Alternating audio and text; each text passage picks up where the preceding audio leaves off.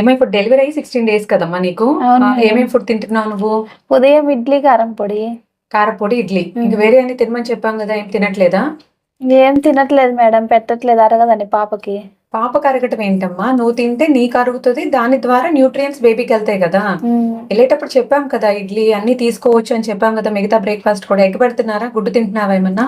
Egg కూడా పెట్టట్లేదు madam, పాపకి జాండీస్ కనిపించింది కదా, అందుకోసమని ఎగ్ కూడా ఎగ్ పెట్టట్లేదు. తినటం వల్ల బేబీకి అయితే జాండీస్ ఏం అవ్వదు. డెలివరీ అయిన తర్వాత నీకు సూచర్ సీల్ అవ్వడానికి ప్రోటీన్ అవసరం. సో అందుకని ఎగ్ తినటం, డైలీ 1 ఎగ్ అయితే కంపల్సరీ తీసుకోవాలి. వాటర్ బాగా తాగుతున్నావా?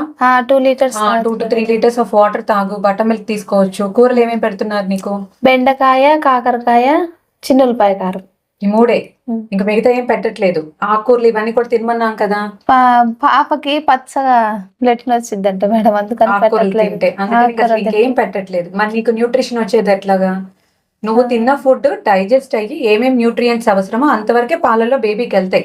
నువ్వు తిన్న ఫుడ్ తిన్నట్టు బేబీకి వెళ్ళిపోదు కదా. సో నువ్వు అన్ని ఫుడ్ తీసుకోవచ్చు. దానివల్ల బేబీకి జాండీస్ అవటం, బేబీకి అరగకపోవటం అటువంటిది అయితే ఏం ఉండదు.